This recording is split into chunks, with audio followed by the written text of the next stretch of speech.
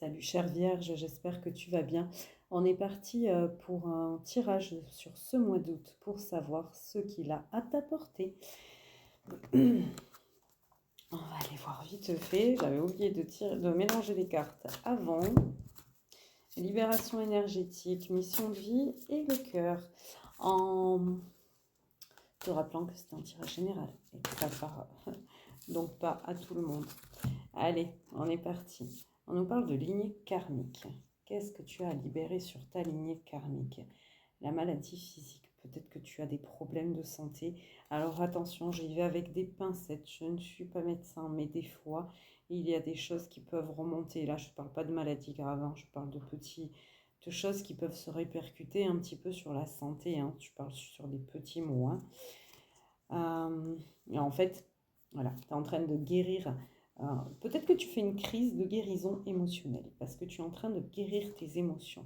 Donc tu passes par une phase, des fois quand on a on vit des choses intenses, ça se répercute sur notre corps physique. Ça peut être un rhume, ça peut être un mal de tête, ça peut être une douleur à l'épaule, une douleur au dos, enfin, tu vois ce que je veux dire? Si tu vois pas, tu te renseignes. Mais c'est vrai que souvent notre corps parle, nos émotions parlent à travers notre corps. Donc des fois c'est intéressant d'aller voir quand on a une douleur qui est assez chronique, euh, pas handicapante, mais voilà, aller regarder la signification.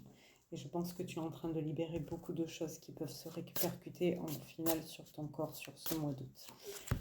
Allez, côté mission de vie, on me dit que tu es en superficialité, tu ne vas pas au fond des choses que tu devrais faire en ce moment. Tu as besoin de t'organiser mieux, correctement. Tu es peut-être un petit peu éparpillé. Et on me parle du conquérant de la guérison, donc tu es en train de te battre sur tous les fronts. Mais vas-y à fond, travaille à fond. Tu peut-être toi aussi, tu aides à guérir les autres. Et du coup, tu t'en oublies. Souvent, on rentre dans des relations de sauveur-sauvé sans s'en rendre compte. On donne tellement aux autres qu'on s'en oublie. Et côté cœur, on me parle de dépendance affective. On te dit d'arrêter avec tes doutes, qu'ils ne sont pas fondés.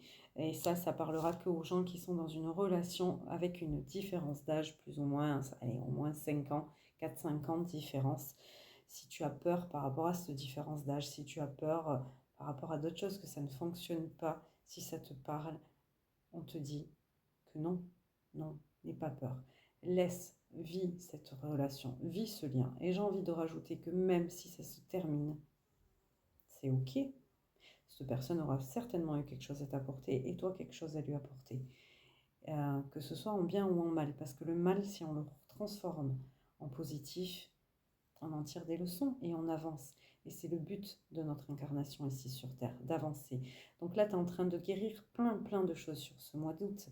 On a le côté cœur, au niveau de tes doutes, de tes craintes, de tes peurs, qu'on te demande de laisser de côté. J'ai l'impression qu'il y a une relation un peu sauveur-sauvé où on s'oublie. Et, du coup, on ne fait pas les choses à fond, mais pour soi-même. C'est pas qu'on ne les fait pas pour les autres. Hein. Pour les autres, on se donne à fond, mais pour soi-même. Et tout ça, ça se répercute par quoi? Par des douleurs chez nous, par une fatigue chez nous. Et ça aussi, il va falloir le guérir. Enfin, chez nous, chez vous. Moi, je ne suis pas vierge. Et au passage, je souhaite un très bon anniversaire aux vierges qui sont nées fin août. Allez, un petit message de la Renaissance, le pacte de lumière. Avant même de naître, tu as choisi ce feu. Tu as dit oui à la transformation, au don et à l'éveil.